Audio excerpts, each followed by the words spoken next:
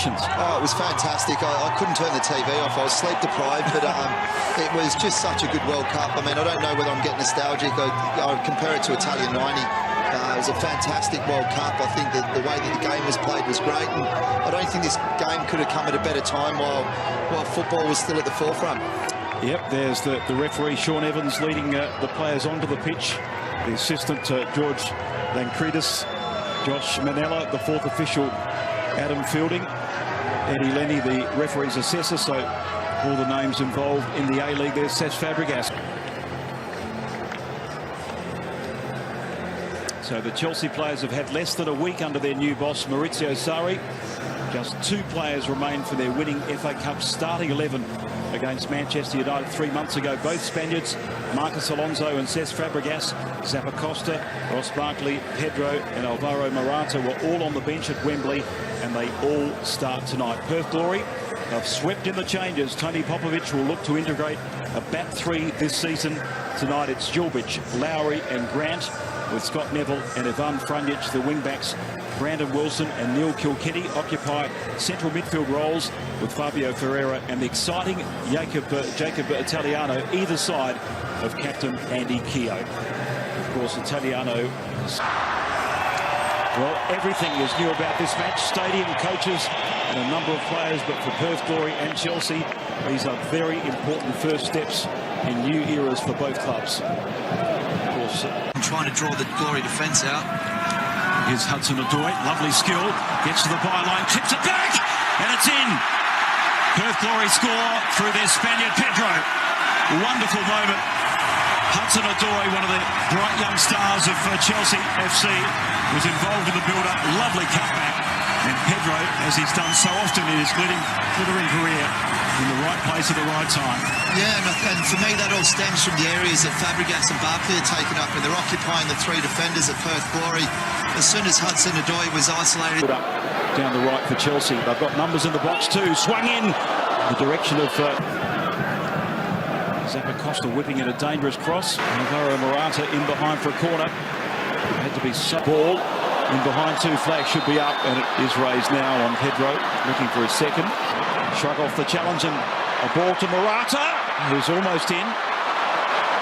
Yeah, we saw that explosiveness evident, obviously. We haven't quite seen it. So he's bowled over his goalkeeper and Liam Reddy. When he gets into them high pockets, he really is one of the best in the Premier League at sort of breaking lines. Thought Lowry was excellent in getting in, getting across, and obviously took his... Barkley, Morata, Hudson-Odoi! And it's yeah, and Scott Neville there claiming for a high foot from Morata, I think, on the initial touch, and off the defender, and Reddy wasn't caught into Zappacosta, Pedro, and he slashes the learning curves before, and there that just really hot. Another sweet build up by the Kilkenny there, who he is very usually turning over possession far too cheaply. It's Alonso, in fact, the Spaniard, who gets a second from Luiz there to leave his foot. Swung in by Ivan Franjic, back post there, and Neville trusts. Yeah, better from Glory. They just showed a little bit more composure. Involving Neil Kilkenny as the focal, blistering stuff by Callum Hudson-Odoi. Slips in Pedro, and at full. Olivier Giroud late in the season. Here's an opportunity. Ferreira hangs it up. Ferreira in the football wilderness after he was released by the delivery from Ferreira. The first half. Yeah, and Glory. Good run there by Alvaro Morata.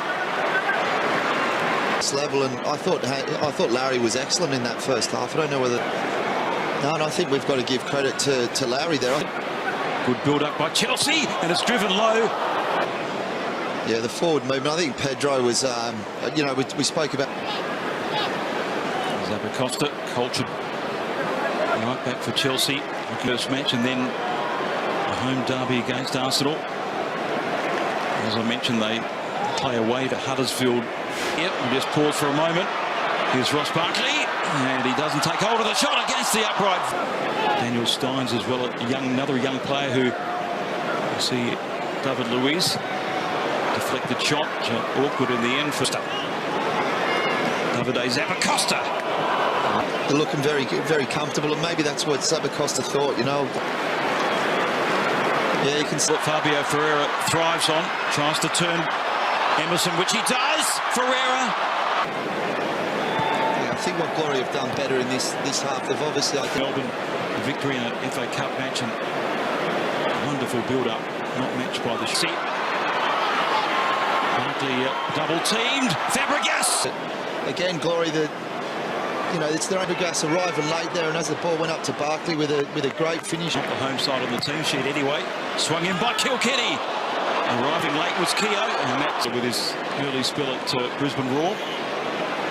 Yeah, disappointed with him. Some distance from Ivan Franjic, who can score a goal. Wilson in possession. Morata trying to barge his way through. Barkley, good feet. Ross Barkley. Ball falls to his feet. I think it's Lowry there that tries to block the corner. He's been ever so. Inevitably, in these pre-season matches, space will open up in the second half. Here's Abram.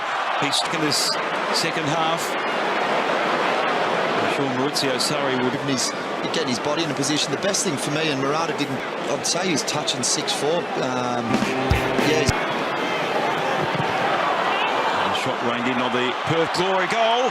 Disappointed there. I know he was under a bit of pressure, but he'd like to be thinking he's scoring that. And this match, the initial one was from Mario Pasalic, the Croatian.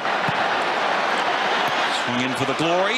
St Nick this year, he's come back a lot fitter, and he's got a bit of distance into his.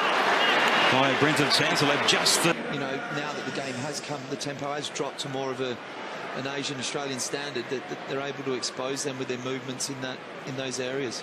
And in the end, the defender done enough there to block the Knocked shot. in by Brimmer, and it's just wide. Well, ever so close. Brendan Sansalab again involved, and Maurizio Sarri showing what he feels about Chelsea's defensive. Again, slides it out wide. Chianese involved. Good build-up this by the Glory. Chianese needs quality. Good first touch on the angle. Harold. And it's defended by Musonda. Helped on by Fabregas, but only as far as Harold. Now it sparks a counter-attack for Perth. Angle ball is good. And it's a shot on the angle there from Brendan Sansalab. He was relieved to see that just flash wide, but good run from Harold again. When he's direct like that, he certainly is a threat. And it is full time at Optus Stadium. Chelsea, in their third appearance in 53 years in Perth, have kept their unbeaten record intact. A single goal scored by Pedro, created by Callum Hudson-Odoi, who was outstanding in that first 45 minutes. He was replaced in the second half. It was a raft of changes. Both clubs in the early stages of their build-up, and I think the words say it all. A lot of respect between Maurizio Sarri and Tony Popovic. A big occasion for Perth Glory, a big occasion for Western Australian and Australian football. The final score at the Optus Stadium in a match punctuated by heavy rain at times. It's Chelsea beating Perth Glory by a goal to nil. Yes, our thanks to our commentator David Bashir and co-com Chris Coyne there in Perth. Fantastic to always see these matches. We've spoken about it, Foz, at the top of the show. We love seeing these Premier League giants come out to Australia. And oftentimes we are in a situation where their class does shine through, and tonight we've seen the same. Yes, they were very good in the first half. They did make some changes in the second, but equally so did Perth Glory. And, we also want to see something